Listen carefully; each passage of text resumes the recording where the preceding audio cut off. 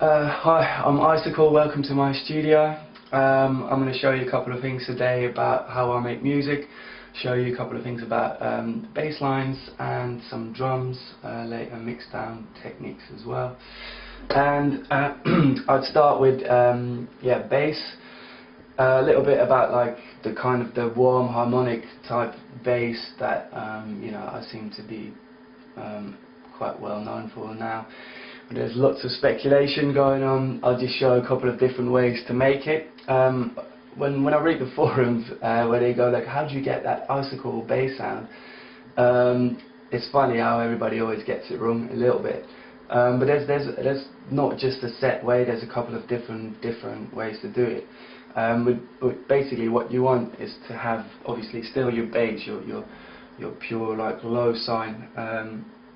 To be strong, but you want to add those higher harmonics, so you want to introduce basically some resonance, some movement in some way, some phasing, those kind of things. You can do it in different ways. To show you one of the most basic and simple and also kind of fake ways to introduce movement into your sounds, I guess sort of, it's an old 80s basic synthesizer, which is great to demonstrate, is use a pulse width modulation, which is basically a square where you sort of vary the symmetry of it.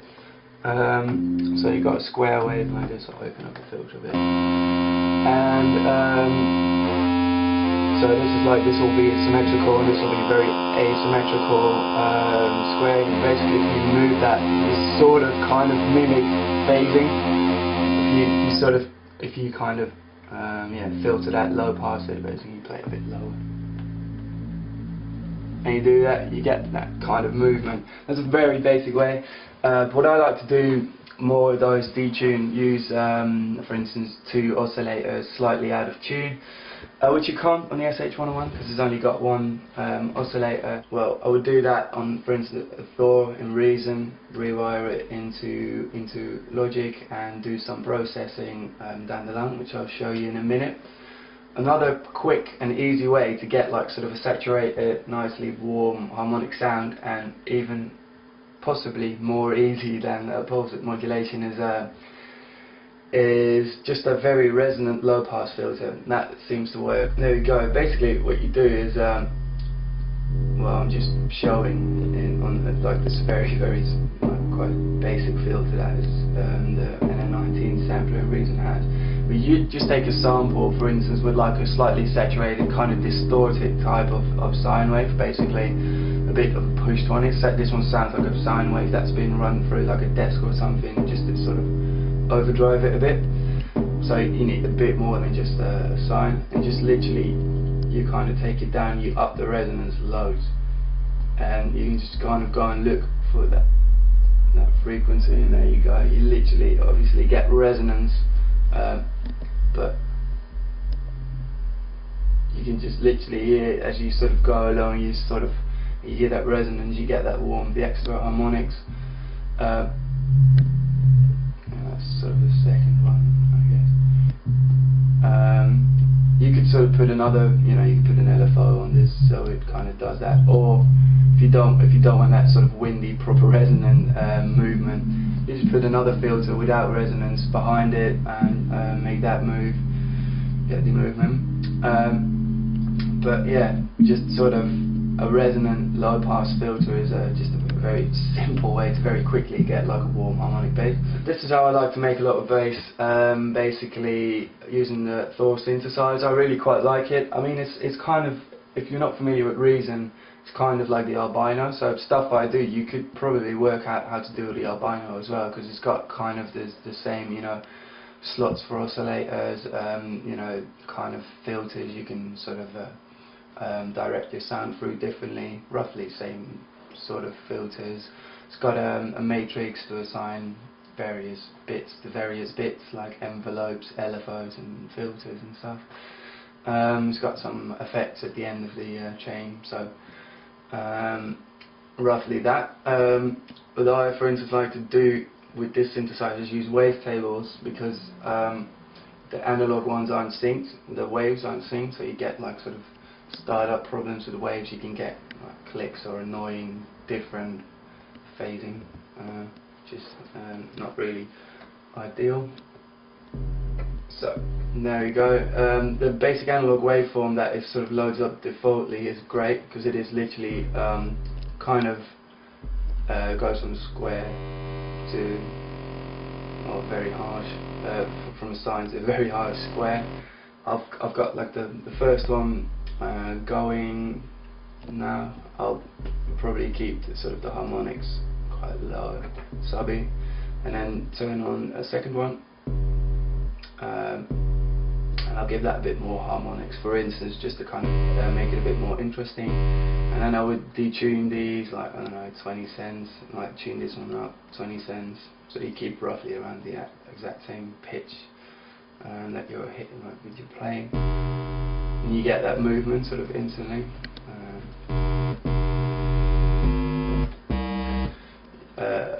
Obviously, by giving it a bigger detune, hear a slower kind of phasing of the two oscillators. Quicker. if you sort of have like a more smaller detune, you can hear a much more slow, yeah, basically wave going on. Then just put a low pass filter behind it. To get rid of the nasty high bits, and it's all about envelopes and filters for me. So, for instance, you would assign. You can just by this knob here. You can assign the filter envelope to the filter. So basically, you've got these parameters to sort of imagine the filter opening sort of in time and closing again according to your envelope parameters. You can control the amount like this, so you get that movement. You get like sort of a progression in the sound. So you basically got that detune movement in the sound, and you've also got the filter movement, making it more interesting already. Now this is just the basic sound. This is like kind of that sort of warm, squarey kind of bass, and there's just loads of tricks to make it stand out more, make it more interesting. Like for instance, you can use a chorus on this, and you get sort of a kind of bit of a stereo movement, which you have to compensate. Well, basically this will introduce some stereo into your bass, which is kind of undesirable, and I love this about Reason. It's got a very good little stereo imager which you can just hook up. You can select a crossover frequency and make everything below it mono, roughly. It's very useful. Basically putting this behind anything that will introduce stereo into your bass will kind of take care of the stereo bass problem. The reason you don't want stereo in your bass as well is obviously you lose power. If you've got two speakers out of sync making the same bass, which kind of means they don't add up fully. And also there's a big problem with cutting to vinyl. I don't know the exact specifics. You have to talk to someone at a cutting house, but it's just one of those things you always have to sort of watch out for if you want your music to be cut on vinyl. What I like to do in this thing is use the comb filters quite a bit, so I'll route the audio for now to go through the comb filter, take no envelope, using the positive comb filter, which is basically, imagine it like a bunch of peaks, like a filter, like for instance if you imagine a peak filter, imagine like sort of a bunch of peaks, like a comb basically, either positive or negative, and you sort of move them along basically, which kind of results into a bunch of resonant peaks with sort of harmonic distances between them, so you can get really weird resonance, just basically weird sounds. Kind of this particular comb filter seems to result in very long releases for some reason. But yeah, basically what you can hear what it does. You can slightly drive it as well, make it a little bit more of aggressive. I'll open it up a bit. Right, there we go. I like to use it really low, just kind of just get loads of weird sounds like that. Just try and make it.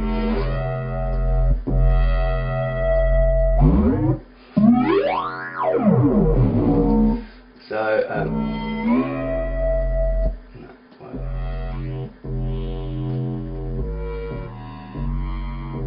so you get like sort of a kind of a more distinct sound. I'm going to give it a little bit of a bigger detail. Bit of an annoying thing, which by the way also goes for the resonant filter thing I said earlier, and a comb filter like this, is that you sort of, when you play a note, you search for that particular frequency on the filter where it just makes it sound very nice. But obviously if you then play different notes, you can hear, you get completely different results with all of this. So either you like that, or you automate the filter to sound great with every different note you would play in your melody, or you just bounce it, make a long note, play it, bounce it down and use it in a sampler or something like that. That works, and obviously save the patch so that you can go back in if you want. Then there's obviously also keyboard tracking on the filters, which you could use, because obviously if you play a note higher, it will kind of adjust the filter for it slightly, which you can do with this as well. It's really tricky though to sort of get the amount of keyboard tracking exactly right, so it makes the filter move with your keys. So basically you play a bit higher, it'll open the filter a little bit more, you'll play a note a bit lower, or play it a little bit lower. But actually to get that right, to keep it like tracking those perfect resonant frequencies, doesn't really seem to work very well for me. Another thing as well with bass is like I'll only play that with one note or two notes, so it's kind of a waste of time in a way that I'll probably not even do a melody with something like this, just make that one off like a hit or one or something like that, which just basically means you can get it right. Just kind of keep it there. You could, though, if you want to, if you're going to go in elaborate, make big melodies, use the keyboard tracking to compensate for those shifts in the comb filter frequency. This would be generally what I do in Reason. So it's quite simple. I might assign an LFO or anything like that, although by detuning you already get a very LFO-y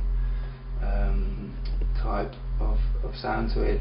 I might automate the low pass filter to do anything like that, but basically do all the after processing in Logic. This is as far as I would go in Reason, because well, you know, there's obviously, you could now build your chain of effects beneath it, but I prefer to do that in Logic because you've got more high quality effects.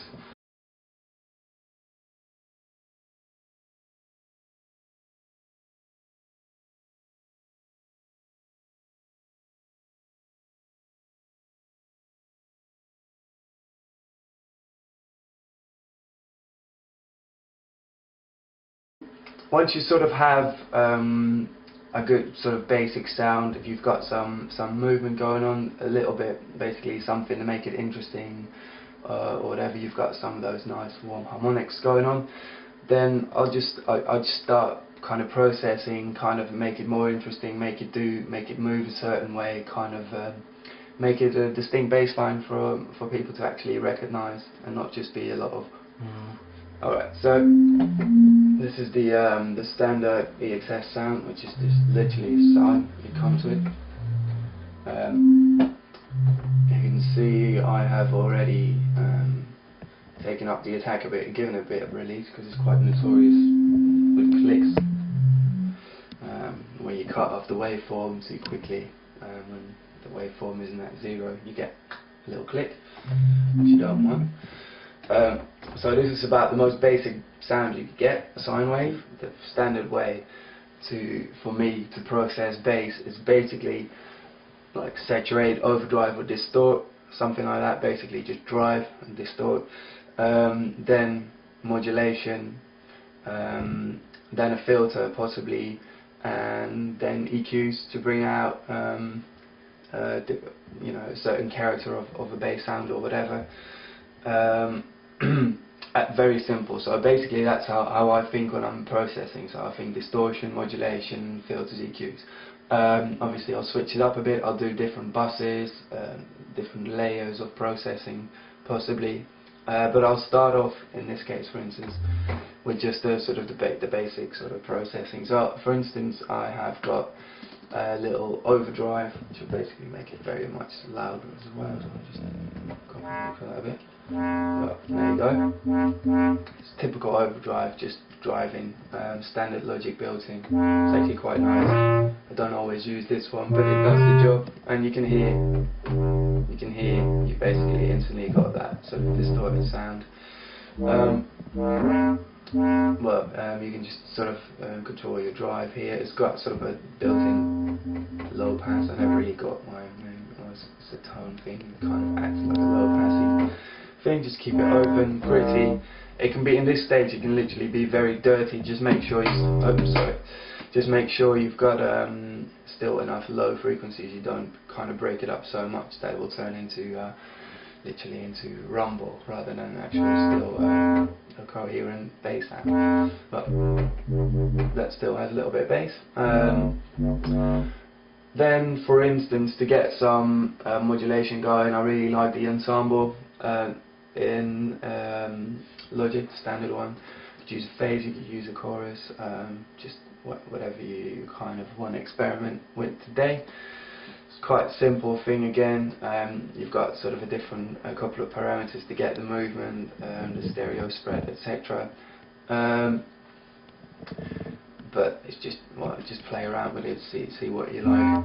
But basically, as soon as you put it on, like this, without, you've got a very steady, warm, full, slightly overdriven sound wave. When you turn it on, you can hear it starts to move, kind of in that distinctive Bad Company way. So you hear kind of that stuff. Then after that, for instance, I like the outer filter. I'm going to keep it quite basic and just sort of within the Logic effects. This is it's a good filter. Basically, it's got like a bit of an envelope, like an envelope section where you can actually use the sound itself to trigger the envelope to sort of give you a filter a certain movement. But I found it to be a little bit dodgy. I seem to get clicks. I seem to get left and right out of sync. Like your left and your right channel might move slightly out of sync, which is very undesirable. And it's got like basically an LFO as well, which is assignable, or it's just actually standardly assigned to the filter. And that bit I quite like to use just sort of for instance for slow filter movements, steady movements. It's got quite a good control over the actual LFO, where you can actually control the phase of the LFO. You can give it a decay, so have the LFO come in a little bit late, like decay delay. You've got modulation on it as well, so you can sort of have it kind of vary a little bit, and you've got a stereo phase, so you can actually sort of take your left and your right filter out of phase, which is not very useful on bass, but it can be very useful on stuff like pads. A couple of different waveforms, and if you choose a pulse, you can even control the width of the pulse. Well, what I have now basically is just a 2-bar slow moving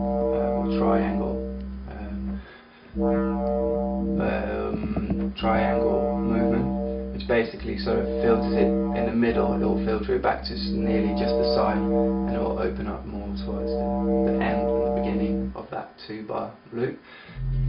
I just kind of just got some really simple notes. It doesn't really matter. It's just so it plays something.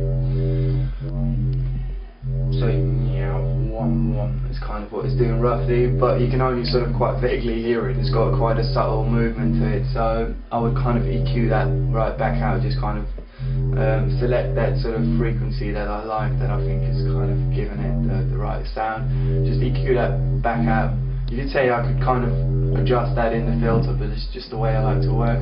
It's really easy to get roughly the right sound using these kind of filters, and it's just really easy to EQ back the bits that you really like.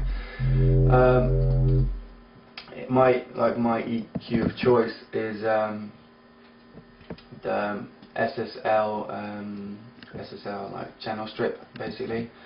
It comes out with a little duende over there, and it's just such a great EQ. It's got so much control. You can bring stuff out massively, and I'll just let it run.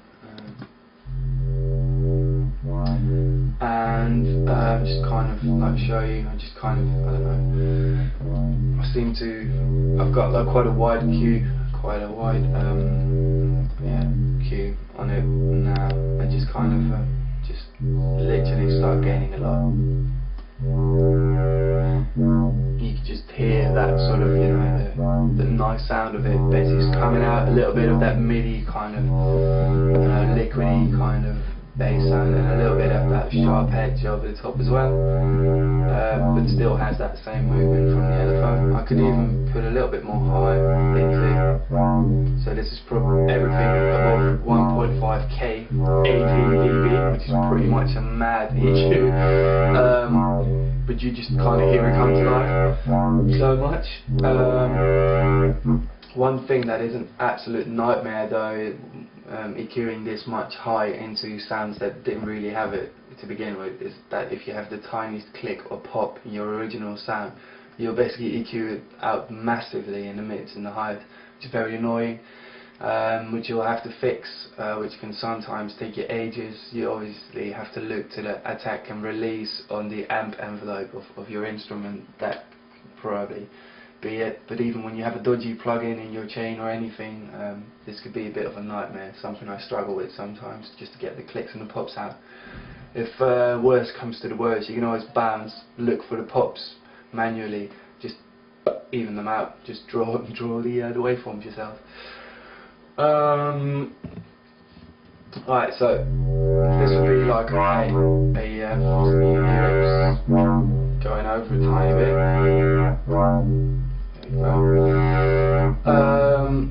This would be like sort of a basic sort of bass rough movement of what I'd like to get, but I would start kind of layering this a little bit. It's when you use phasers, ensembles, choruses, and other sorts of effects, you also get a little bit of stereo movement of obviously phasing waves over on top of each other, which is kind of it's not great again, so I have to get them out. So basically I wouldn't send this directly to the master output, I would give it no output and send it to a variety of buses. I would start up with very simply 2 buses. It's now sending to bus 1, 2 and 3. Actually on mute bus 3 for a minute. Start with 2 buses, in this case bus 1 and 2, which basically is one bus with everything cut off over roughly about 100 Hz, and one bus with everything cut off underneath roughly 100 Hz. Basically you do a little crossover. I've just used two Logic EQs for that now, shelvings. Use it as like a really hard, like 48 dB per octave filter, so very sharp, and you see that these EQs roughly sort of do the opposite thing, so you keep the whole spectrum, but you kind of split it. It's basically the kind of classic way to mimic a crossover and make sure you've got your low end mono, because on the low end bus, which is bus 1, well, that will be a mono bus. You could just make it a mono bus, but I don't know, I always seem to just load up a little gain, which is like a little plug-in from Logic, from the utility bit, where you can actually switch it to mono, so that means it'll just come out mono. And now when it's playing, sorry, a little bit now. It still sounds the same, but you know the sub is obviously mono. Now you can see. Now I could, for instance, basically you can now keep adding layers and make it more and more interesting. What I, for instance, like to, well, I don't know, I'll just show you, like, for instance, I'll make a bus number 3, which is again basically the original sound from our channel strip going to another bus, and I'll do this whole thing again with different plugins. So I'll use a different distortion, I'll use different modulation, and for instance I'll use an auto filter that has a different movement, so you get like the general tendency going meow, and a slightly differently EQ'd modulated version of the same sound to kind of go against it, so your sound will go yeah, imagine something like that. So I will just mute the other buses for now, so I just hear the bus I'm working on.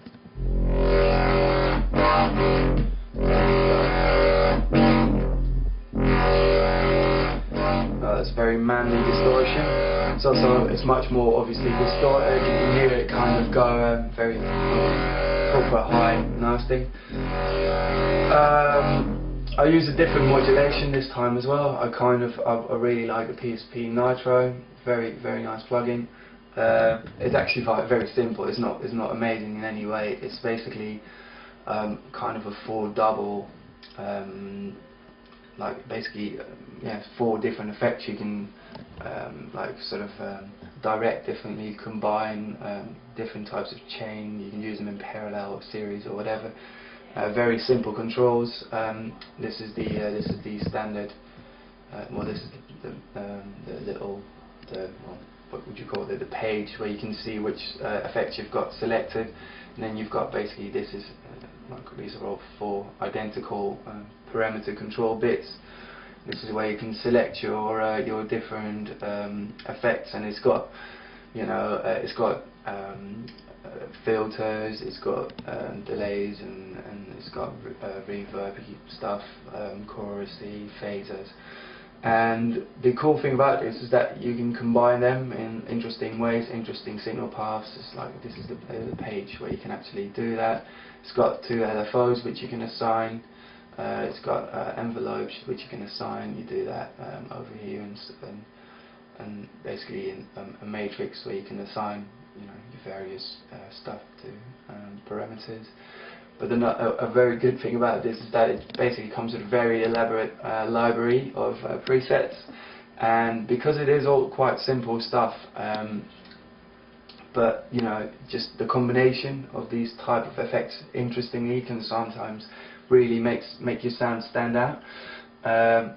This thing really works well on effects as well, and pads and anything really, and vocals. You just kind of experiment with it when you sort of feel like you've got a sound that needs a little bit more of an interesting thing going on, but you don't quite know how.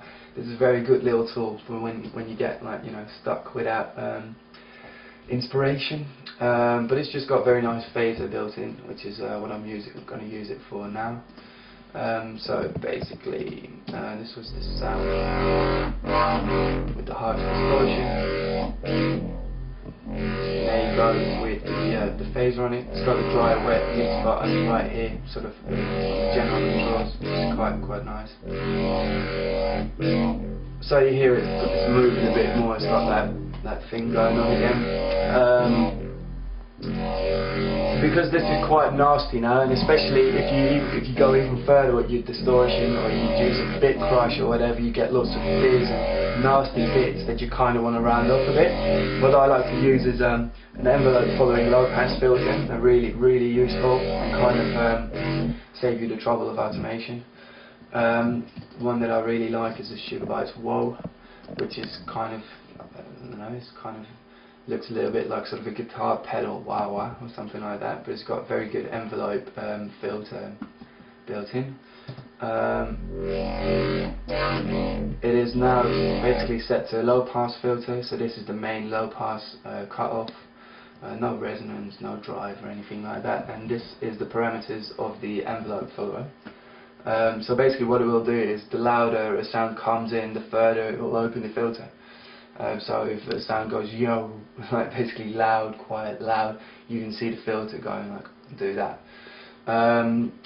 You can have it though look in a specific frequency range, basically though. So if it's got loads of mids, it will actually open up more. For instance, if you set the frequency range to mid, if you set it to low, it will react to the more low frequencies. If you set it to high, it will react more to the proper high. You got an attack and a release, kind of just to control the smoothness really of the envelope, and again just to sort of, I don't know, control the maximum opening, basically. And it's got a very nice little graphic thing next to it that will show you actually how your envelope is going real time. So you see it happening now, it kind of clips, which basically means it just fully opens at those points. So that means if I take down the gain,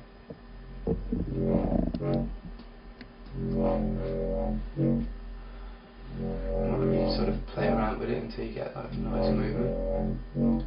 So it just kind of sounds a little bit like automation, what you have going on now, but it follows the original sound, which is really cool sometimes. Yeah, just kind of means you can sort of play around with the original notes, for instance, or like your original instrument a lot. You can introduce LFOs at the beginning of the chain, and this will actually still keep following that general movement of your bass.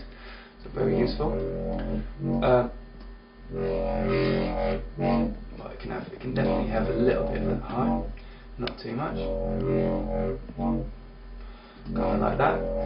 Well, I would use an EQ again to sort of EQ out possibly different bits, but this kind of seems very well defined in the highs already. But obviously we've already got our sub bus, so the sub is already there. This doesn't need any sub, this will just be a mid layer. So I've used the another instance of the SSL channel strip and used the low cut, which is very nice, very powerful low cut. So just kind of cut out maybe 150. You don't want to go too high because you lose a bit of your like proper low mids, which are quite nice. Give your bass that warmth and make it all sound much more together still, rather than like a sub with a bit of fizz going over the top. Obviously you want to have everything playing when you determine your proper settings for your cuts like that. No, I'll just unmute the other mid bus. You can hear how this is added like a tiny little bit more like high frequencies, but I wanted to kind of so I want you to be able to sort of like distinguish it from the original mid bus more, because now it just moves with it, and that's a bit boring, I think. So for instance, I could put another Izotope filter on this thing, and I'll have, for instance, on the other one I had a 2-bar triangle with a 0 phase. Now in this case, for instance, I might do the exact opposite. So what you can basically, if you imagine the two mid buses together, the original mid bus here, mid and high bus, is doing that more dips. It goes up here again, and the second mid bus is exactly in the middle, going up. So you'll have different distortions, different layers moving independently. Obviously, if I open up this wire a little bit more,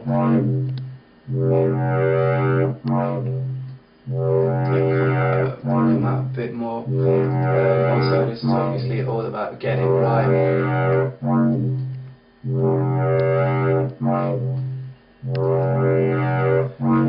So you just kind of play around with like how far this should kind of close. So this again.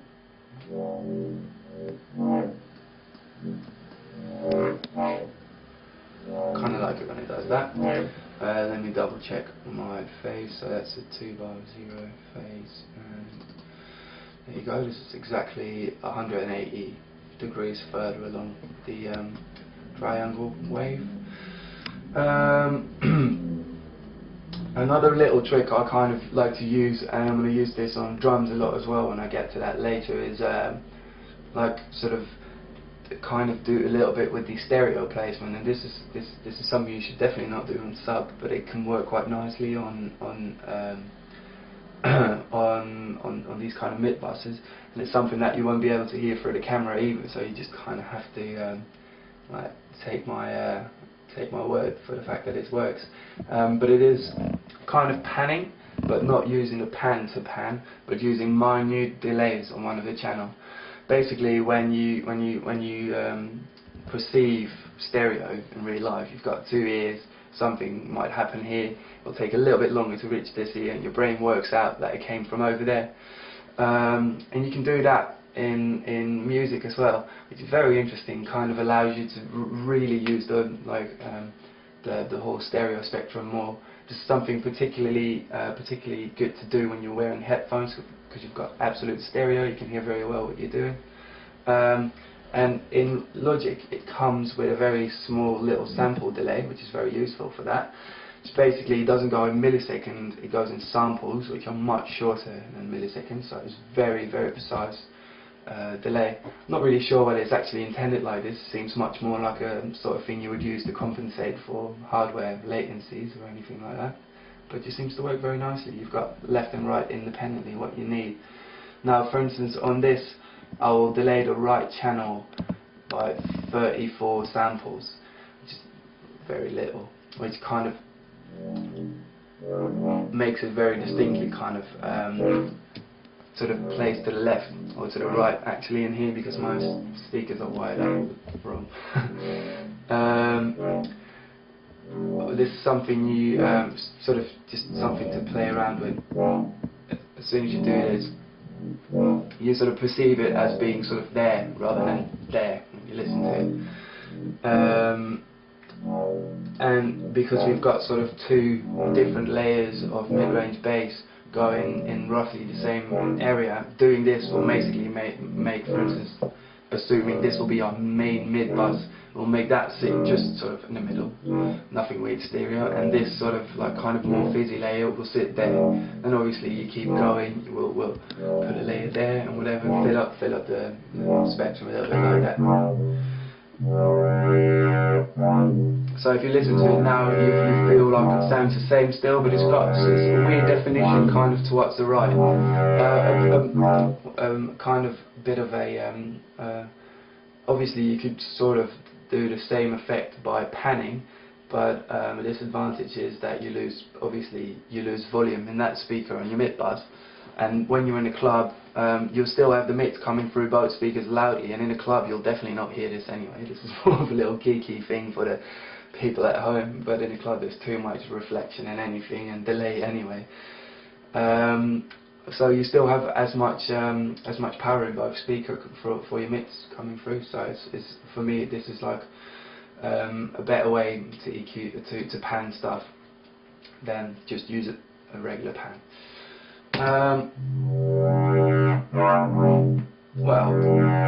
Just to kind of show, you know, what you can do as well. Obviously, you can vary these up. You make this like a half bar. Make this a half bar. It's just different movement. And basically, you keep repeating this. You just find your distortions. You know, a couple of different ones. Look at guitar type plugins as well. Get your choruses, phases, the ones you like. You know, and then look into like, you know, envelope following, low pass filters. Find an EQ that you really like, and basically you're there. You do that maybe 3 times. Fill up that, you know, use that stereo trick a couple of times towards the right, towards the left, and you can sort of, you can have a very layered kind of, you know, moving, greasy kind of bass. Just kind of how I process bass, really. With drums, I like to start with a re-drum in Reason, because for some reason this drum computer is very simple, just a 10-channel drum computer with quite limited control really, if you think about it. And you know, it's got a couple of channels where you can actually do something about the sample start, and then a couple of channels where you can't. and for instance on channel 1 and 2 it's got a tone which is roughly a filter, but for some reason it just sounds come out quite fat. I like the gate modes it's got as well. It's kind of very reminiscent of an old drum computer as well, like hardware. But literally for some reason just my drum samples come out a bit more fat than if I was to use, for instance, the Ultrabeat in Logic, which I do like as well. It's quite a nice machine. I've loaded up quickly just some basic drum samples. This is like a, I'll give it a bit more volume, in fact I'll do it on here. That's just a kick. I've shorted it. Basically is on the one shot mode, so I'll play the whole sample, but it is kind of, the tail is kind of shortened. The K is like basically shortened slightly. I always like to do that with my drums. I've got this tune set for drum and bass speed right now. It's 172, so I'll definitely keep my drums a little bit shorter, sort of in that area as well, so you don't get the very subby after, very subby tail that most kicks have. It's got this little tone feature on it. It's quite a bit of a noisy kick, this one, so just take it down a bit. I seem to like very, very low kicks these days, sort of without a lot of mid to it. So that's a kick. We've got a little clap, which is actually a layer. This is a little snare. This is a snare I made earlier. Basically it's from like a tune I never finished, which is a little tip for you as well. When you're making tunes that you're not really doing anything with anymore, but you like your breaks, do a quick 1 bar bounce of that break, bring it into Recycle, Rex it, and just use it in your tunes down the line. Just basically just kind of prevents you from doing the same thing every single tune, having to do the same thing every single tune. So this is like a snare from a tune I never finished. It's a snare that's already kind of made up out of probably 3 different snares. I'm thinking about layering a little clap with that for this, and this is from that same break, my own one rexed up. It's one of the hi-hats. Just quickly program a very standard drum and bass step. Let's just be very basic for now. So yeah, I've just programmed a very, very simple basic drum and bass step. By the way, occasionally you might hear the first hit not playing when I'm looping. That is a very annoying little glitch in rewiring. Basically sometimes sort of kind of doesn't align the loops very well, and then that will result basically in reason not playing any note that is like literally on the left loop boundary. So if you don't need a first kick, that's why. It can drive you mad. So this will be very, very simple, basic, not a lot of character yet, but just basically a bit of a simple step. That was coming in through the first 2 channels on here, and they sound a bit short, a bit thin, not as weighty, not as full as I'd like them to be. So I will start up using a little PSP Vintage Warmer. Vintage Warmer is kind of a valvey type limiter, I guess, compressor limiter.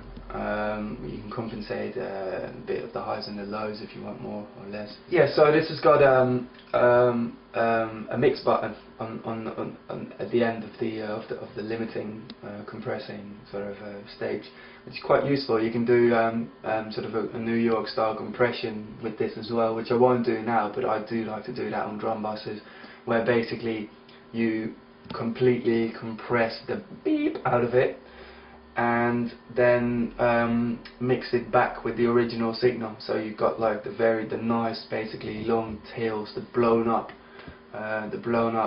sound, basically everything in between. You layer the original much more poppy kind of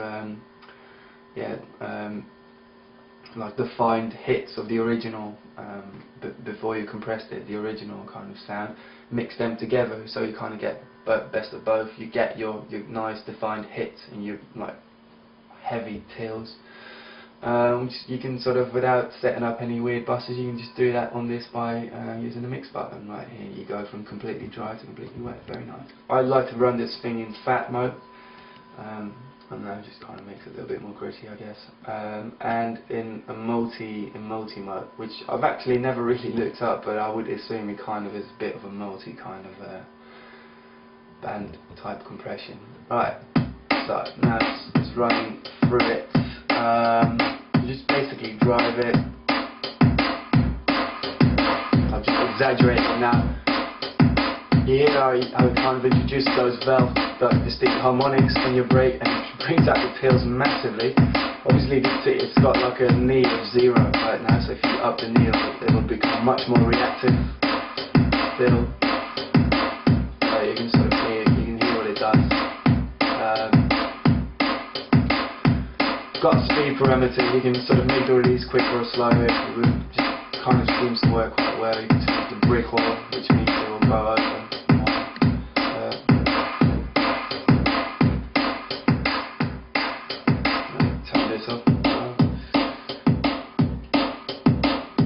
So basically it makes it much more warm and much more harder. Also the tail of the clap I laid comes out so much more now, so I'll just shorten that a little bit.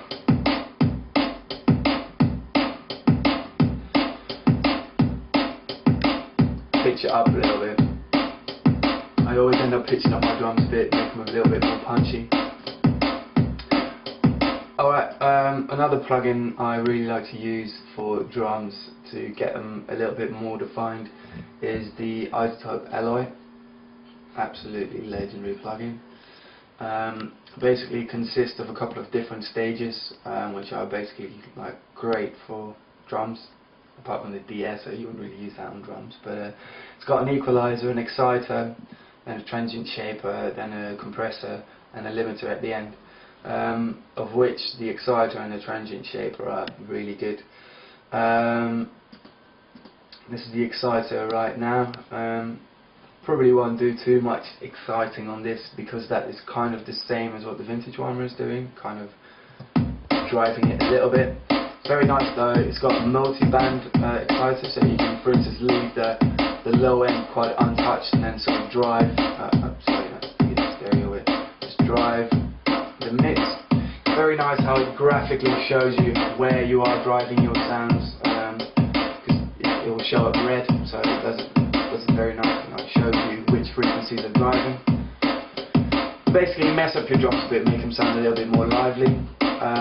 It's also got a little stereo width thing, which can be quite cool when you use this to process individual drums, make them more wide, get more interesting stereo image. You can choose the type of exciting driving you want to do, which is like more towards tape, more towards transistor, bright, whatever that means, and warm, just probably kind of valvey. And you can do any sort of combination in between by this sort of chaos pad type controller here. Quite nice. Although I'm going to use it very marginally. And the very exciting bit is the transient shaper. The transient, basically, a transient is the attack, or the attack transient is the attack, the first little bit of a drum hit, and you've got a tail as well, sustain. This, as it's called here, which you can sort of emphasize or actually take away a little bit, which is really good for drums. What I do with this is emphasize the hits, the peaks, the very start of drum hits, for especially kicks and snares a bit as well, but like kicks, basically a kick is literally, it's a sine wave with at the beginning a pitch fall. So it's like if you like play a kick very slowly, or like imagine what happens very slowly, you've basically got like just a normal sine wave that goes eew, and if you do that quickly you get the kick basically.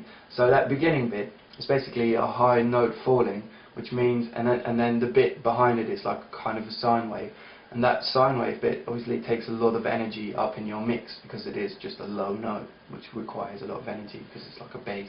The beginning bit is a more high note, obviously the falling bit, so you can emphasize that, make it hit harder without actually making your drums, the levels of your drums go up that much, which is a very nice little trick to sort of just make your drums punch more. And again, you can do that in a multi-band mode on the Izotope, which is just Christmas basically. So I'll treat roughly. I understand most people would kind of do a kick and a snare and a hi-hat maybe on different channels and merge them together later. I kind of like to process them together, get more of a together sound, but you could put this all on individual channels as well and then merge it later. You get different results. You can try different parts basically. In this case I'll just kind of like split it out into everything roughly under 180, then sort of snare territory from like 200 to, I don't know, 2k, maybe a bit less, and then sort of hi-hat territory, 2k. Obviously everything overlaps, but that's just roughly. But I just kind of, yeah, you've got basically two parameters. This is how much you want to bring out, how much you want to emphasize the peaks, and this is the time parameter, so how quickly, how long your sort of little transient emphasis will be. So do that a bit on the mid. You see here what it's doing. So it recognises where your transients are and then boosts them. Make it a bit shorter, make it a bit more snappy basically by doing it shorter. Do a little bit on the kick as well. So I always do think for the kick you get more dodgy in a proper low. You know, the snare almost gets kick-like sort of low hit to it as well. If you emphasise it as well, you can really hear what it does. It really makes your drums like proper punchy, like really full. I won't do it as much though. And then I'll do a little bit on the hi-hat here. Hi-hat can definitely be really short.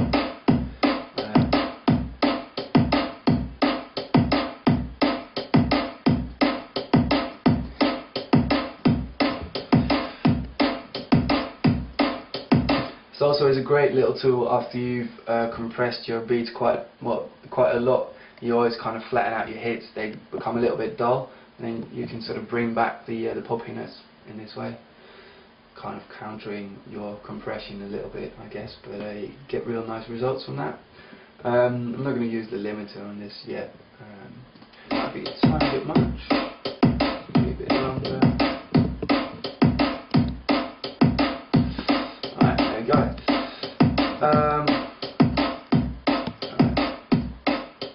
I am driving everything quite a bit. Alright, so now we've got our basic kick and snare running. I'm going to layer that up with just some individual hits, kind of percussive type sounds, for which I'm going to get like another redrum and reason. I've loaded up a couple of different sounds in this already. It's basically some sort of, I don't know, clappy kind of machine air kind of release type sound, whatever it is. Bit of a low Japanese type drum. That is a tambourine hit and an open hi-hat. Now, for instance, I'll start with the open hi-hat and the first kick. Put it to gate mode so it cuts off exactly.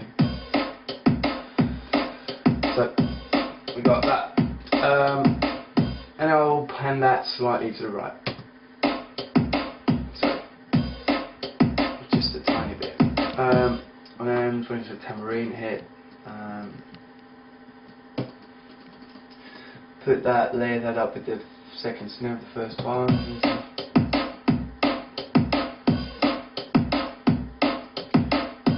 And I'll put that a little bit to the left. And then well, that releasey thing needs to be on the last snare of the loop, I think.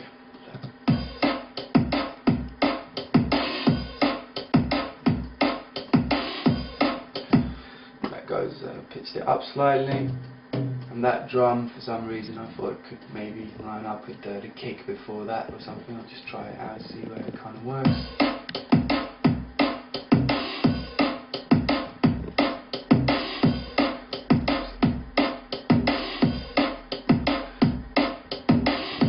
Just a couple of things to make it a little bit more interesting. I'm not going to pan the drum, the low drum. I think that might be a little bit,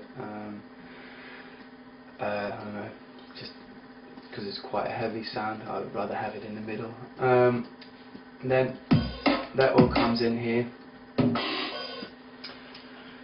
Again, I guess you could also send these all to separate channels and you could process them differently. You could give them delays or reverbs differently.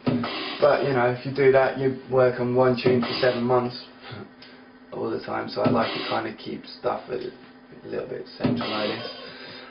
I'll put a little bit of reverb on something like this.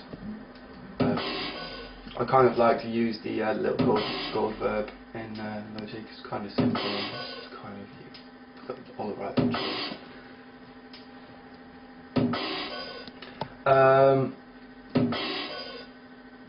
I might give it a tiny bit of delay.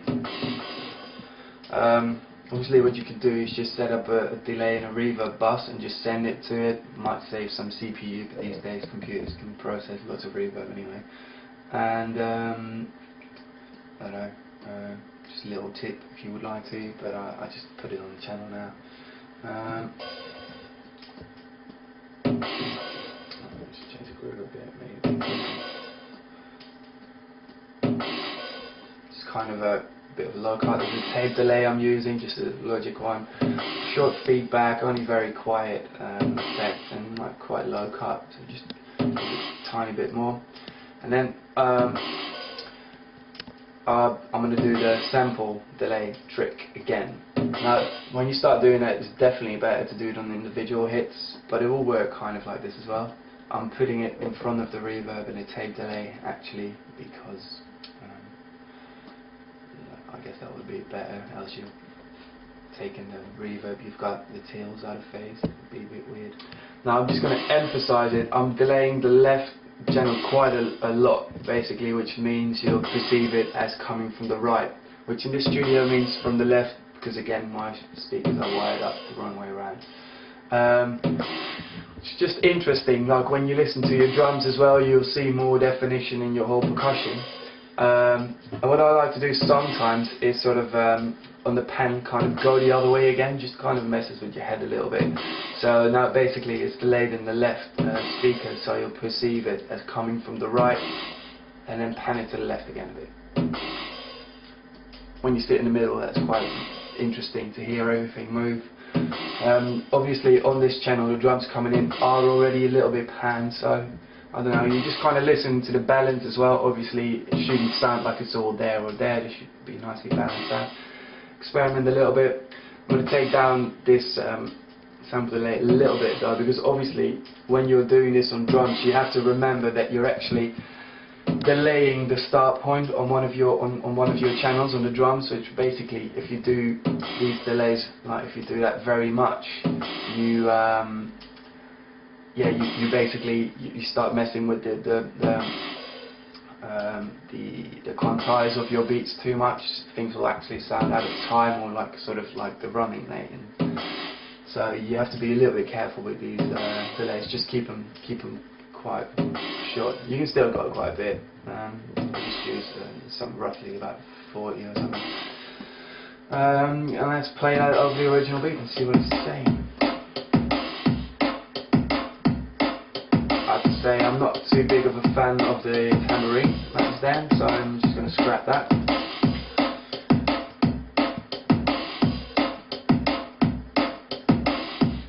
So just get this kind of tweak the levels a bit. I think the typo can come up a bit, and the intro thing will be.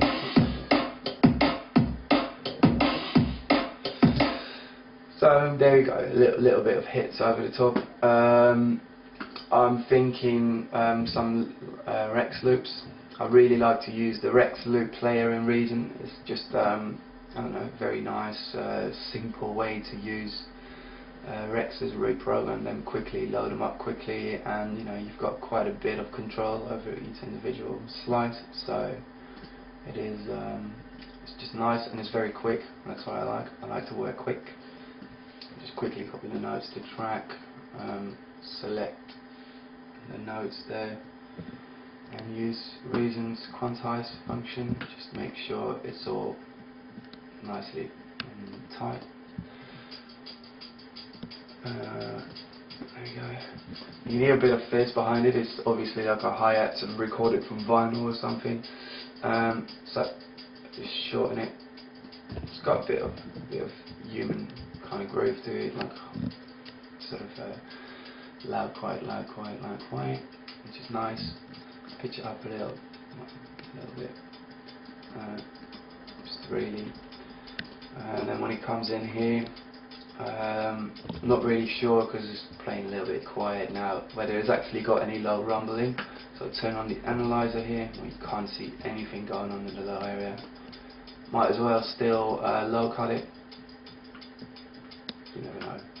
Really a bit trivial right now, but it's very important though to kind of make sure that when you, for instance, use drums or cymbals or anything like that, that you do check if there's rumble, because a lot of the time there is rumble from either recording in a studio or whatever. It basically messes up your drums a bit, makes them less tight, I guess. So now we've got this. Now let's give it a bit more pace. Again, you could give this some reverb, you could give this some of that sample delay, possibly, whatever you want. I'm just going to keep it dry for now. What I do like to do sometimes is, for instance, use an alloy on it again and use that the exciter, or distort a little bit, tube kind of distortion, very nice, warm, high, fizzy harmonics, good for hi-hats. Then, you know, just keep adding layers of percussion until you're satisfied. Obviously don't go over the top too much, you want to keep your drums quite to the point, I like to anyway. I would go, for instance, you know, after in build-up wise, like after you drop your tune, then 16 bars later, you might introduce a shaker so it picks up some speed. You might take out the shaker again and introduce a ride on the beat, which is what I like to do, just a 4/4 ride, just to kind of give it a little bit of that sort of step. I don't know, just loads of different stuff. I'm thinking for this a little tambourine loop, like that Russian Optical used to do back in the day.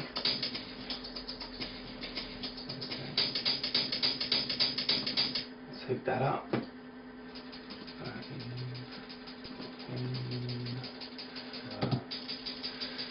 I'll shorten it, just make it more tight. I'll probably pitch this up 2 notes, 3 notes, maybe. Kind of make it more sharp, more tight. You can hear on this one, definitely, this came off a vinyl. You can tell it's got some some nasty bits going on. So this is definitely pretty important that we do a little low cut, I guess. That'd be enough, probably. So just to kind of. Obviously, if you're feeling creative, you can make little gaps in that. You do, I don't know.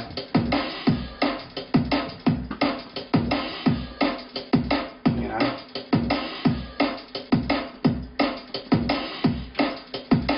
So there you go. Pitch it up a little bit more. Now, you know, to make these drums a little bit more distinct again, I've got the hi-hat channel we just introduced, and now this. I'm going to put onto sample delays and give them little slightly opposite sample delays, which means we sort of put the hi-hats roughly there and put the tambourines roughly there. And if you were sitting where I'm sitting, you can really hear what that's doing. Basically just making the drums more wide. You know, like a ride you could introduce, or you could I don't know, just kind of get I don't know, like offbeat rides. I seem to be quite on the like quite authentic sounding offbeat rides. In fact, I've got one sitting. Oh no, it's actually just a crash. I've got my ride. I've just loaded up a new re-drum because I want this to come in on a different channel in Logic, so that I have so that I can do the effects again. So I've got more control. I just get a little ride going quickly. Put that, I don't know, maybe a little bit offbeat. This might be slightly experimental, but just see how that goes.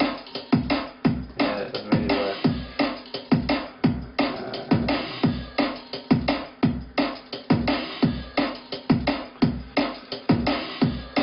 I think it needs to be slightly more heavy.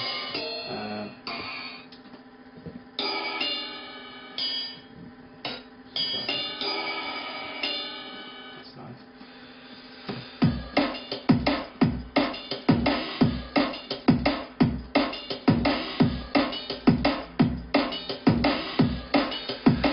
Go into reason, just do the same, keep doing the same read, just give it a bit of reverb if that's the kind of sound you would do that for.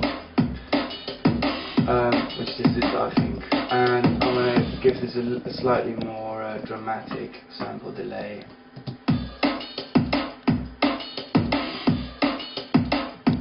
Just as another little thing, I don't know, you just choose lots of different stuff.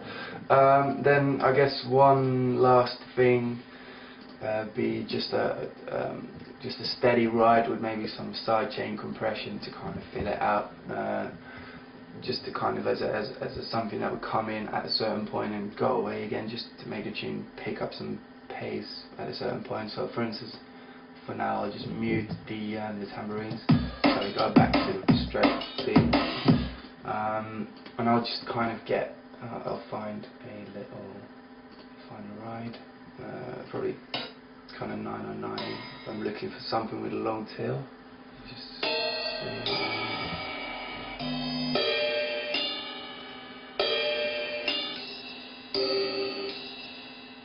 it's got a bit of a nasty kind of tail, but I kind of like that. That could work. Let's put this in 4s. Up here in the background. There you go. I'm going to take off the hit, because it's really about that washy sound. That's what I want. Kind of might pitch it up a bit. That'll be something I do probably a bit later with the beats to get the right pitch, but I'm going to use it here for now. And I want to use sidechain. I want to sidechain it with the original beat, which is basically coming through here. And I think the easiest way to sidechain in Logic is just using the standard compressor, the Logic compressor, and the Dynamics compressor. Well, you need to select your sidechain, which basically can only be buses or inputs. So I'm going to have to send the original drum to bus. I'm going to send it to bus 10. I'm not going to give bus 10 any output, so you're not going to hear it. So it seems a little bit long, but whatever. And we choose bus 10 as the sidechain. So now it's got sidechain input.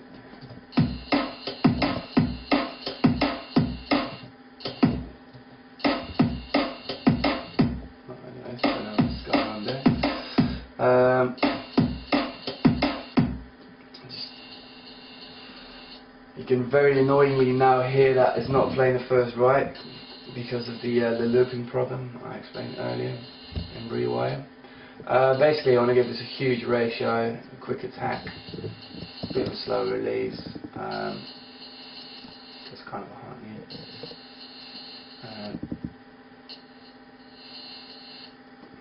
Let's see, just kind of still want to see it moving. I think, what I could do here on the bus that I have is kind of take out the higher frequencies a bit, so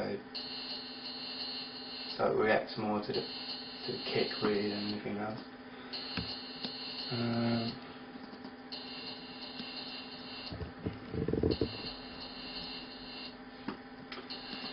so now it kind of dips with the kicks. And yeah, let's just play out with all the beats. So a bit of a timing issue going on right now.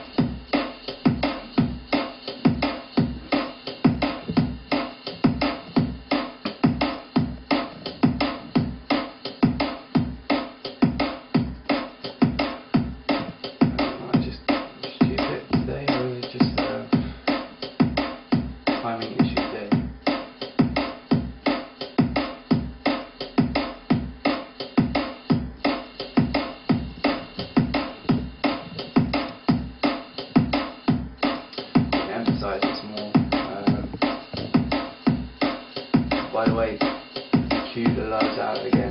Alright, so now we've got drums, we've got some bass, and I would, when you sort of start looking towards the mixdown, I would start grouping this a little bit, so you've got more control, you can work with your mix. So basically we've got the drums, which are coming through this channel, these channels as well. I think it's coming through there. So I'm going to send this to, I don't know, start my group bus at 20 or something. So this bus 20 will be my drum bus. I'll actually, let's name it drum. Bit of depth, because we're cool. And then I've got like various basses, but really this is the only one that's running right now.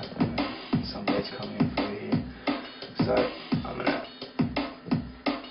send all the basses. So basically, well, there's no point obviously in sending the original channel because it didn't have output to begin with. So I'm gonna send these all to bus 21, which will be bass.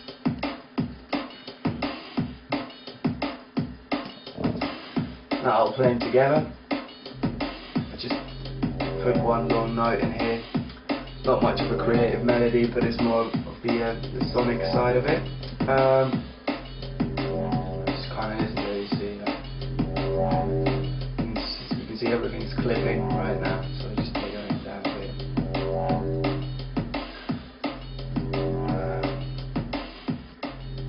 Just keep everything from clipping for a minute.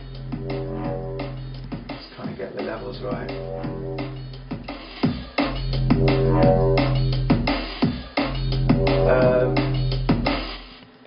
Now, for instance, I could sort of do some more limiting to my drums if I think they could be pumped up a bit more. I could do a bit of EQing if I think, you know, listening back to what I've done already.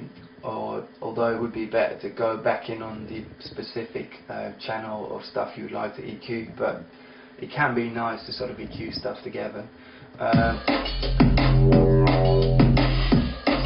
On these drums though, I would maybe just kind of to see. I'll put like just a really basic limiter for now, just quickly.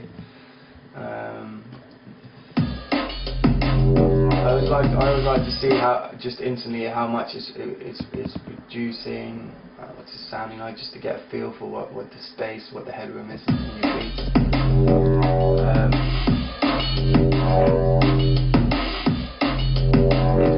I guess, you know, at this point as well, it's good to put a little limiter on your drum bus because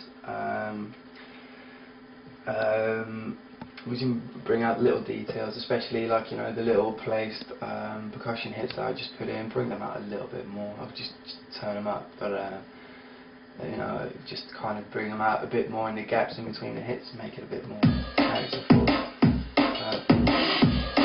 Just kind of listen to the kick and the snare, and just kind of make sure that it's not too much, just very, very simple limiting. Another thing as well, to make sure, because you see all my drums have been in stereo so far, and I really haven't paid any mind to whether I'm like a kick or anything like that, is mono actually. So once again, you could do this little split out bus trick where you send this to another two buses and like make sure that it owns mono, stuff like it. I'm not going to do that. I'm going to take a little shortcut and use the Izotope again. For some reason in the exciter it's got a stereo spread, like sort of control, and you can just literally put it to multi-band and just make it, well, it might possibly not be fully mono, but it's much more mono. Never had complaints with a mastering house, so it seems to work. And you can just kind of select your crossover frequency, just make it mono like that quickly, and you know, you can sleep soundly again. Just basic stuff. Now it's limited.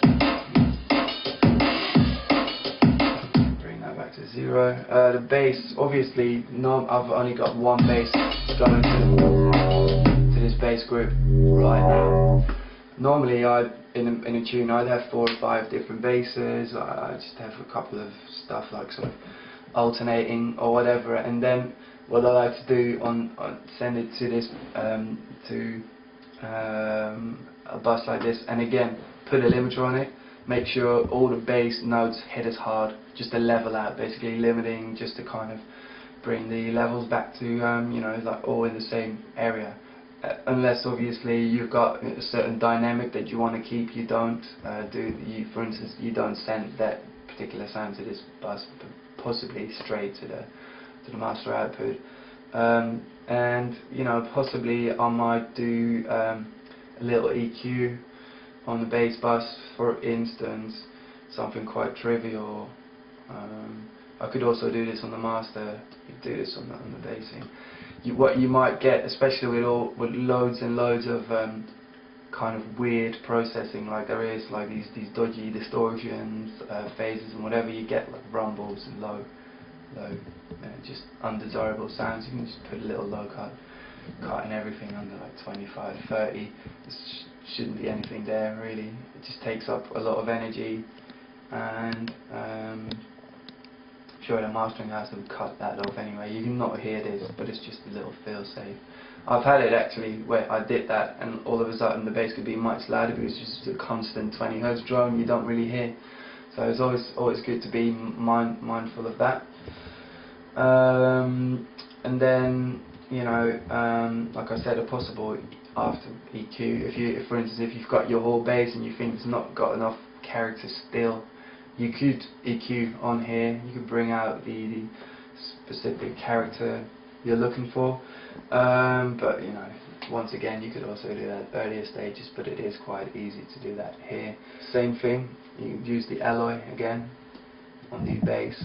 In this case, kind of merging the low end again to keep things mono down there, which is, you know, like I said again, all these processing things. Even though we cut off these buses, you still sometimes get I don't know, just resonances and weirdness that just ends up really messing up your bass. So it's always good to keep it mono. Like that. Well, then we've got these two. Obviously, we need to kind of level them out.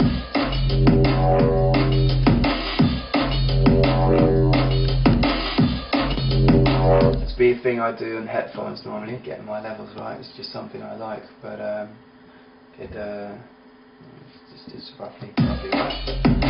And I would just still after this use like a little bit more of a characterful limiter compressor on the master. There's for instance the SSL bus compressor that I keep using a lot, but there's also this one I've kind of used a little bit recently. It's the API 2500, obviously modelled on it from the Waves pack. It's just a bit of an old schooly kind of compressor. Can give your tune a little bit of character. Just working on the master. Way to set it up really, obviously it's on the master, so basically your ratio should be quite low, like 1.5 to 1 is enough. It's quite cool. It's got a variable release, kind of I guess vary to the loudness of the peaks.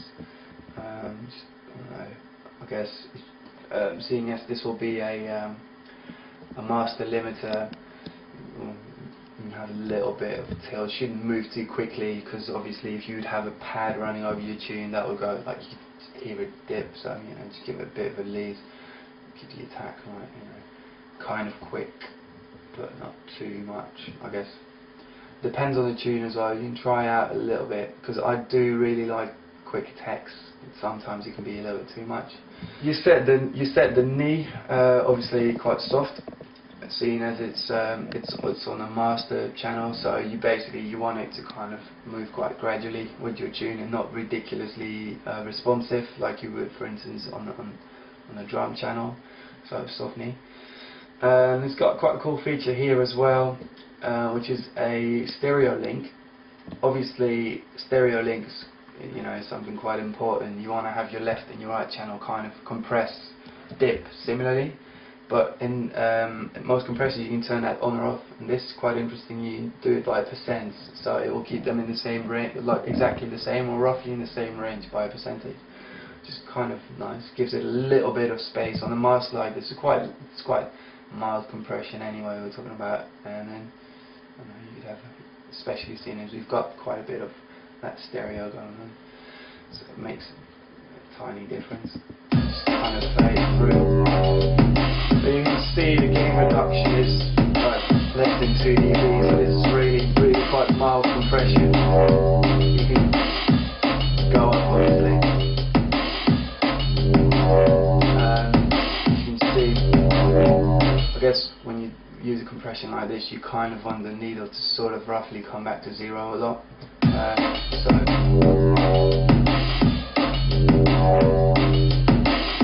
So this will be a small touch, especially with the pads and the music you might have in your tuner. Just tie everything together at the end a tiny little bit. If you don't think it does it enough, you could try and upping the ratio a little bit, but you want to be careful with that, because you'll start hearing what it's doing too quickly, and you don't want a tune where everything just kind of starts really sucking like that. And yes, then obviously you might introduce a final EQ, and for some reason I do seem to end up doing basically just dropping a quick SSL channel strip on there and boost the highs a tiny bit, because my tunes have, when I'm working I like to I don't know, just the sound I like when I'm working just kind of lacks a little bit of high. I just like that bassy sound. So I might, for instance, just kind of make it a little bit more high, give some hits, whatever. Obviously this is something you have to do quite precise by ear. You have to think about what you're doing, not mess up your sound too much. And you could possibly do this before the compression as well, just so that this you know, it gets compressed if you emphasize anything too much, but really when it's highs it doesn't really make a difference. And this is also obviously if everybody keeps telling you your tunes are good but they're really flat, or you know, your tunes are good but there's so much high going on, just compensate for it like this. You know, if you have a certain way of working and that, you know, just kind of sounds a little bit better compensated, you can do a little compensation, just your own crapness compensation. And then one final thing, what I do when I'm mixing this stuff down is you got this little like sort of sensor that sort of shows you when you're basically over 0, when you're soft clipping, when you sort of kind of basically cutting off waves digitally, which isn't that much of a problem really. I always like it, because there are so many really short peaks in your drums or in your tunes, whatever, that you can kind of round off. They might go up like that, but it doesn't really matter if you cut them off. You obviously introduce a little bit of digital distortion into your tunes, but it's barely audible most of the time. You can go there a little bit basically, and it's really easy to just kind of get 3 dB more in your mixdown. You have to be careful. You have to listen very carefully when you push it like this, that you don't introduce too much distortion. But definitely I hear people sometimes go like, oh, you got your master clipping, like, oh, that's, you know, you can't do that, it's fine. Everything that's ever been mastered of me has always clipped. Just make sure you can't hear it, use your ears. So right now it's saying 1.2. The way to detect this, mostly listen to the kicks. The kicks are generally the first thing that you'll hear distorting.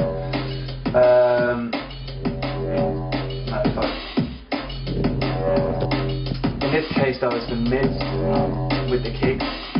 You hear it here.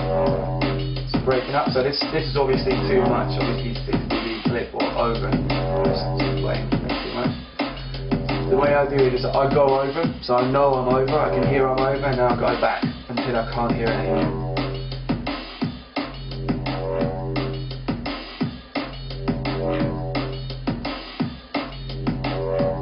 So roughly around there, and then to be safe you go down a little bit more. So it turns out I'm clipping about 3 dB on the master, which is generally what my tunes do, 3 dB. You know, with mastering really at the end, like mixing down your tunes, you know, just kind of remember to sort of bus similar sounds together, so you can do sort of bus limiting drums, limiting basses together is always quite a good one. You know, remember, you know, just use your EQs, but just listen, use your ears, and then when you introduce like bus or master limiters, don't use them too aggressively, don't use them like you would on beats. Keep a soft knee, keep your release a bit longer possibly, and just ratios low. Basically, that's my my tricks of mixing down. Make sure your low end is proper mono. Basically, if you want to make sure your levels and your EQs are right, you know, especially when you're still kind of learning, when your tunes aren't fully up to scratch yet. You want to A/B with other tunes. You get a tune that you really like, that you listen to a lot, that you know, possibly also that you've heard in the club, so you know how they translate on the big system. And you listen to that, and you listen to your own tune, and you kind of go like, you know, what is my bass hitting as hard? Is my snare as defined? Are my percussion sounds coming through? Those kind of things. It's really good to do. Like when you're starting out, definitely keep A/Bing, always listen to it. Listen to your own tunes in different places as well, see how they come through. Listen to them in the car, listen to them on a stereo, try mixing them, stuff like that. Do as much comparing, because basically mixing down in the end is just an experience thing. You need to know how certain things need to sound. So the best way to start learning that, obviously, is just to take your tunes that you really like from other producers, A/B.